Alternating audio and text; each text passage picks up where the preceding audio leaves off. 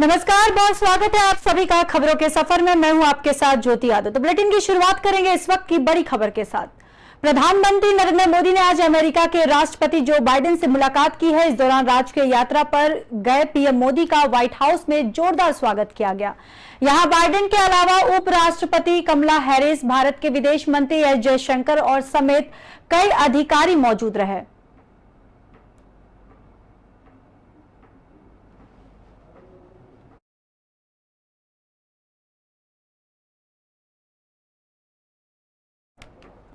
तो वहीं यूएस राष्ट्रपति जो बाइडेन ने कहा कि मैं सम्मानित हूं कि अमेरिका 15 साल बाद भारत के लिए एक बार फिर से राजकीय यात्रा की मेजबानी कर रहा है। मैं जब वाइस प्रेसिडेंट था तो पीएम मोदी के साथ बहुत समय बिताया और जब मैं राष्ट्रपति बना तो मैंने कायम रखा है। उन्होंने कहा कि हम दो राष्ट्र 3 शब्दों में बंधे हैं और विद द पीपल, बाइडेन ने कहा है। और भारत और अमेरिका हर विषय पर मिलकर काम कर रहे हैं और ये सब भारत, अमेरिका और विश्व के लिए बहुत महत्वपूर्ण है।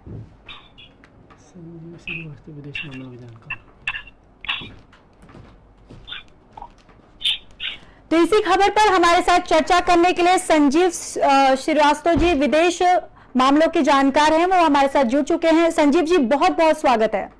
धन्यवाद। संजीव जी, जिस तरीके से ये मुलाकात हुई है और जिस तरीके से पीएम मोदी का वहां पे स्वागत किया गया है, किस तरीके से देख रहे हैं आप? देखिए, ये बहुत ही ऐतिहासिक दौरा रहा ये, और इसमें काफी बड़ी जो है सफलताएं मिली हैं।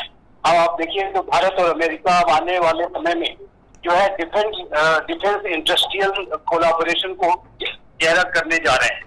और भारत और अमेरिका अब जो तमाम जो हाई टेक्नोलॉजी, क्रिटिकल और इमर्जिंग टेक्नोलॉजी के जो इक्विपमेंट्स हैं उसको जो है को प्रोड्यूस और को डेवलप करेंगे। और इसमें अमेरिका भारत को टेक्नोलॉजी भी देगा। MQ-9 रीपर ड्रोन जो कि भारत की सुरक्षा के लिए, भारत की रक्षा के लिए बेहद आवश्यक है, चाहे वो चाइना की चुनौती हो, चाहे वो पाकिस्तान का फ्रंट हो। MQ-9 रीपर ड्रोन के आ जाने से हमारी नौसेना की शक्ति, हमारी थल सेना की शक्ति बहुत बढ़ेगी। और आप जानते हैं कि जो है अमेरिका और भारत के बीच का जो डिफेंस ट्रेड है वो भी बहुत जो है बढ़ने जा रहा है। और अब ये जो संबंध है ये सिर्फ बायर रिलेशनशिप से हट करके अब ये को प्रोडक्शन और को डेवलपमेंट पे होने जा रहे हैं। और ये पूरे रिलेशनशिप को हायर ट्रेजेक्टरी में ले जाने वाला कदम है, एक क्वांटम जंप है। और दूसरा मैं ये भी कहूंगा कि भारत और अमेरिका के बीच के ये जो संबंध है उसके बढ़ने का एक बड़ा कारण, जिसको कि प्राइम मिनिस्टर मोदी और प्रेसिडेंट बाइडेन ने फिर से कहा कि क्योंकि भारत और अमेरिका विश्व के 2 महान लोकतांत्रिक राष्ट्र हैं और दोनों के जो संबंध है वो लोकतांत्रिक मूल्यों के ऊपर भी आधारित है। और ये जो संबंध है ये जाहिर है कि हमारे साझा मूल्यों, साझा हितों, साझा अवसरों, साझा चुनौतियों पर आधारित है। इंडो पैसिफिक रीजन के रूल्स बेस्ड ऑर्डर को बनाए रखने की बात हो, आतंकवाद की चुनौती हो, वातावरण परिवर्तन का संकट हो या ग्लोबल कॉमन सोर्स सुरक्षित करने की बात हो, हर जगह भारत और अमेरिका कोलैबोरेट कर रहे हैं। और ये जो संबंध है इसका जो भविष्य है वो मुझे लगता है कि बहुत ही उज्ज्वल है। ये जो संबंध है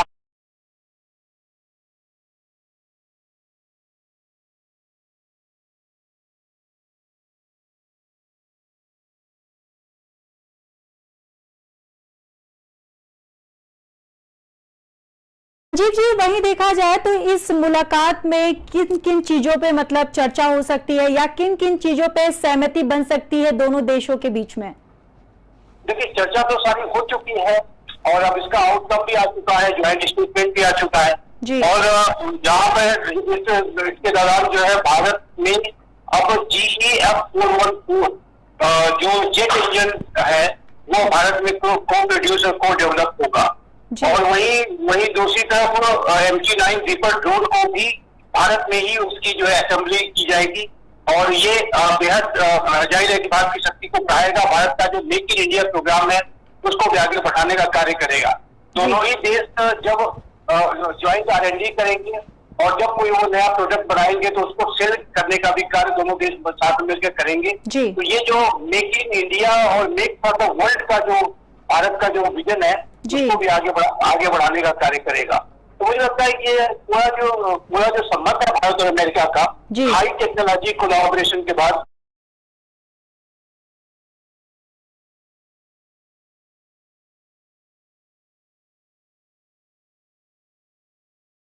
है, उसको कॉम्प्रिहेंसिव ग्लोबल स्ट्रेटेजिक पार्टनरशिप का दर्जा दिया गया है।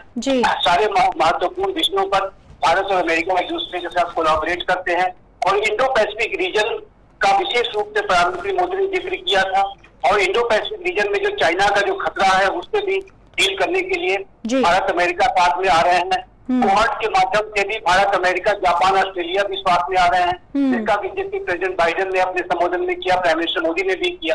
तो ये भारत और अमेरिका के जो संबंधों का जो आने वाला भविष्य है वो काफी उज्जवल है और ये पूरे विश्व की जो जियो पॉलिटिक्स है, जियो इकोनॉमिक्स है, उसको भी ये बहुत ही सकारात्मक तरीके से शेप करेगा, प्रभावित करेगा।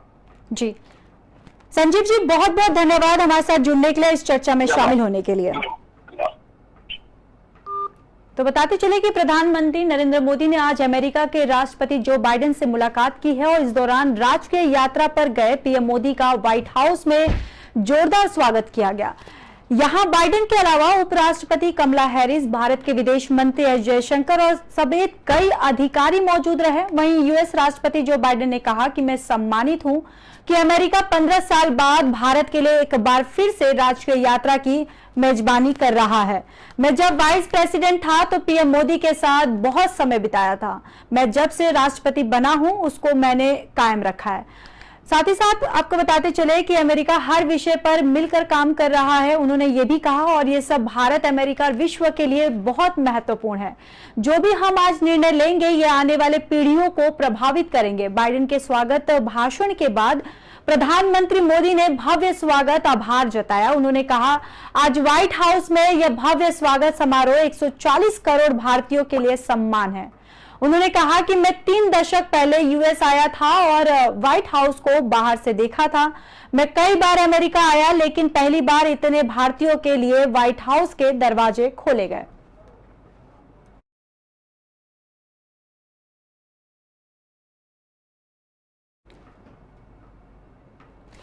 चलिए बढ़ते हैं अगली खबर की ओर। चीन के उत्तर पश्चिमी नगजिया क्षेत्र में बीते बुधवार की रात को एक बारबेक्यू रेस्टोरेंट में गैस विस्फोट हो गया, जिसमें 31 लोगों की मौत हो गई है जबकि 7 लोग घायल हो गए, जिनमें एक की हालत अभी गंभीर बताई जा रही है। बताते चले कि बारबेक्यू रेस्टोरेंट में विस्फोट लगभग रात 8:40 में हुआ है और उस वक्त रेस्टोरेंट में आसपास मौजूद लोग ड्रैगन बोट फेस्टिवल की तैयारी में जुटे हुए थे। वहीं चीन के जिस क्षेत्र में विस्फोट हुआ है वहां बड़ी संख्या में मुस्लिम आबादी है। ये विस्फोट गुरुवार को शुरू हो रहे चीन के ड्रैगन बोट उत्सव की 2 दिवसीय छुट्टी की पूर्व संध्या पर हुआ है।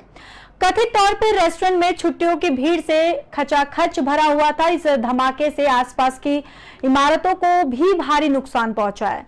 इस घटना पर चीन के राष्ट्रपति शी जिनपिंग ने बारबेक्यू रेस्टोरेंट धमाके के बाद घायलों के संपूर्ण बचाव और उपचार और सुरक्षा में व्यापक सुधार का आह्वान किया। बचाव कार्य का मार्गदर्शन करने के लिए चीन के आपातकालीन प्रबंधन मंत्रालय, आवास और शहरी ग्रामीण विकास मंत्रालय और बाजार विनियमन के लिए राज्य प्रशासन के सदस्यों सहित एक संयुक्त कार्य दल को घटना स्थल पर भेजा गया और साथ ही धमाके के पीछे की जांच के आदेश भी दिए हैं। कि चाइना के बारबेक्यू रेस्टोरेंट में यह भीषण विस्फोट हुआ है। दरअसल ड्रैगन बोट फेस्टिवल की वहां पर तैयारियां चल रही थी। साथ ही साथ आपको बताते चले कि जिनमें इस हादसे में एक की हालत अभी गंभीर बताई जा रही है और वहीं पर बारबेक्यू रेस्टोरेंट में विस्फोट लगभग 8:40 में हुआ है और उस वक्त इस रेस्टोरेंट के आसपास मौजूद लोग ड्रैगन बोट फेस्टिवल की तैयारी में जुटे हुए थे। वहीं चीन के जिस क्षेत्र में विस्फोट हुआ है वहां बड़ी संख्या में मुस्लिम आबादी है। यह विस्फोट गुरुवार को शुरू हो रहे चीन के ड्रैगन बोट उत्सव की 2 दिवसीय छुट्टी की पूर्व संध्या पर हुआ। कथित तौर पर रेस्टोरेंट छुट्टियों की भीड़ से खचाखच भरा हुआ था। इस धमाके से आसपास की इमारतों को भारी नुकसान पहुंचा है। इस घटना पर चीन के राष्ट्रपति शी जिनपिंग ने बारबेक्यू रेस्टोरेंट धमाके के बाद घायलों के संपूर्ण बचाव, उपचार और सुरक्षा के व्यापक सुधार का आह्वान किया। साथ ही साथ बचाव कार्य का मार्गदर्शन करने के लिए चीन के आपातकालीन प्रबंधन मंत्रालय, आवास और शहरी ग्रामीण विकास मंत्रालय और बाजार विनियमन के लिए राज्य प्रशासन के सदस्यों सहित एक संयुक्त कार्य दल को घटनास्थल पर भेजा गया और साथ ही धमाके के पीछे की जांच के आदेश भी दिए।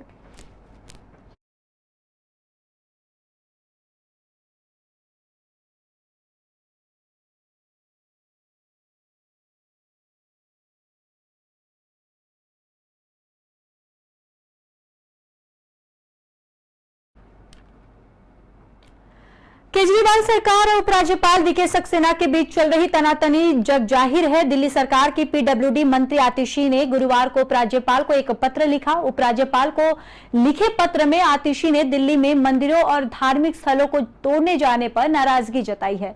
आतिशी ने कहा कि आपके द्वारा ही दिल्ली में 11 मंदिरों और 3 मजारों को तोड़े जाने का आदेश जारी किया गया है।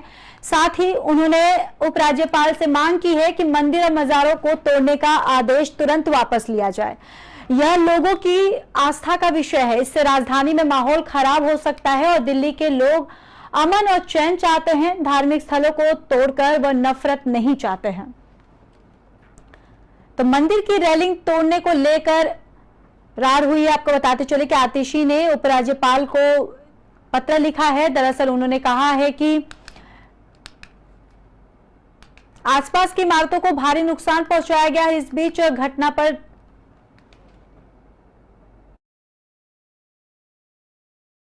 को ये पत्र लिखा है। दरअसल केजरीवाल सरकार और उपराज्यपाल वीके सक्सेना के बीच चल रही तनातनी जग जाहिर है। दिल्ली सरकार की पीडब्ल्यूडी मंत्री आतिशी ने गुरुवार को उपराज्यपाल को एक पत्र लिखा। उपराज्यपाल को लिखे पत्र में आतिशी ने दिल्ली में मंदिरों और धार्मिक स्थलों को तोड़ने जाने पर नाराजगी जताई है। आतिशी ने कहा कि आपके द्वारा ही दिल्ली में 11 मंदिरों और 3 मजारों को तोड़े जाने का आदेश जारी किया गया था। साथ ही उन्होंने उपराज्यपाल से मांग की है कि मंदिर और मजारों को तोड़ने का आदेश तुरंत वापस लिया जाए। यह लोगों की आस्था का विषय है। इससे राजधानी में माहौल खराब हो सकता है। दिल्ली के लोग अमन और चैन चाहते हैं, धार्मिक स्थलों को तोड़कर वो नफरत नहीं चाहते।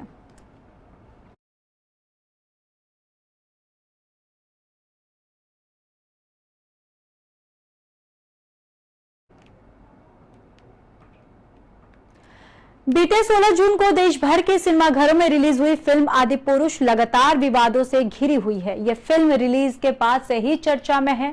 लगातार हिंदू संगठन इस फिल्म के खिलाफ अपना आक्रोश व्यक्त कर रहे हैं और इसी फहरिस्त में गुरुवार की दिल्ली के रोहिणी सेक्टर 11 स्थित GA सिनेमा पर फिल्म आदिपुरुष को लेकर लोगों ने विरोध प्रदर्शन कर अपना आक्रोश जताया। बताते चले कि यह विरोध प्रदर्शन शिवसेना की ओर से किया गया था, जिसमें बड़ी संख्या में प्रदर्शनकारी मौजूद हुए। जहां प्रदर्शनकारियों ने फिल्म के खिलाफ जमकर नारेबाजी की और फिल्म को बैन करने की मांग की है। वहीं रोहिणी स्थित GS पर शिवसेना द्वारा विरोध प्रदर्शन किया। दरअसल शिवसेना के उत्तर पश्चिम जिला प्रमुख बन्नी सिंह के नेतृत्व में फिल्म के खिलाफ विरोध प्रदर्शन किया और बड़ी संख्या में मौजूद प्रदर्शनकारियों ने सिनेमा हॉल के बाहर जय श्री राम के नारे लगाते हुए अपनी नाराजगी जाहिर की। साथ ही तमाम बैनर और पोस्टर के माध्यम से अपना आक्रोश व्यक्त किया। प्रदर्शनकारी लोगों ने फिल्म पर धार्मिक भावनाओं को आहत करने का भी आरोप लगाया है।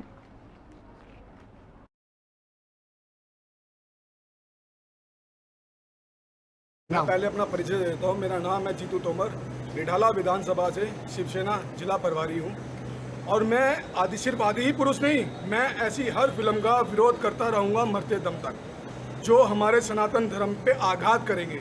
हमें पहला तो बचपन से अपने वीर महापुरुषों के बारे में नहीं बताया, हमेशा खिलजी के बारे में, पैगंबर के बारे में, शाहजहाँ के बारे में, गौरी के बारे में, मोहम्मद के बारे में बताया। जब हम अपने रामायण को देख के कुछ सीख कर ग्रहण करके आगे अपनी पीढ़ी को देना चाहते हैं, उसमें भी इन लोगों ने हमारे अभद्र भाषा का प्रयोग करा है हमारे ग्रंथों पे।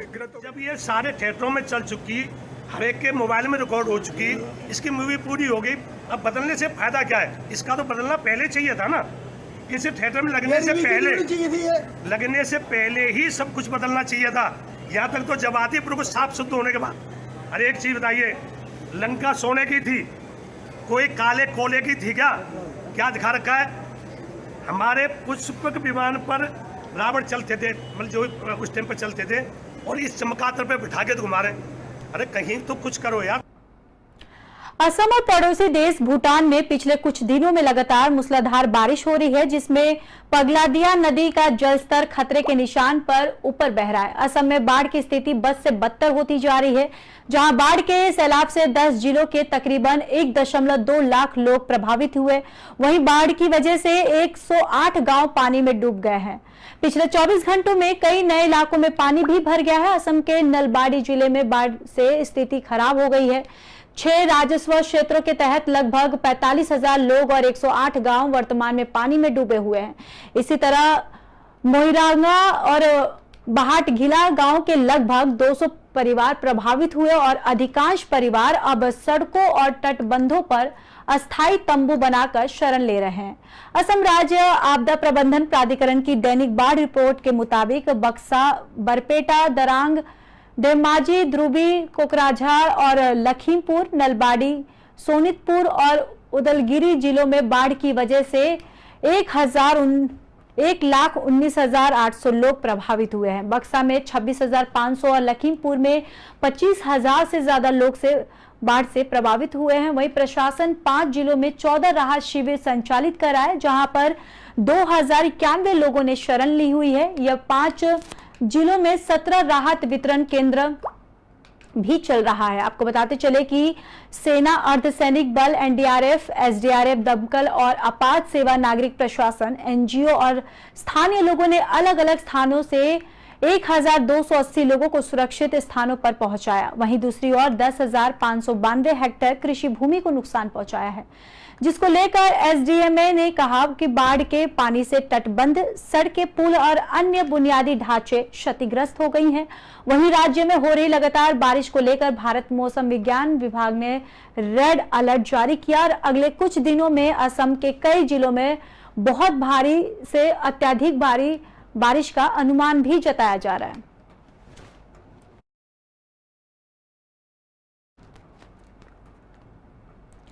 इस बुलेटिन में मेरे साथ बस इतना ही। मुझे दीजिए इजाजत। नमस्कार।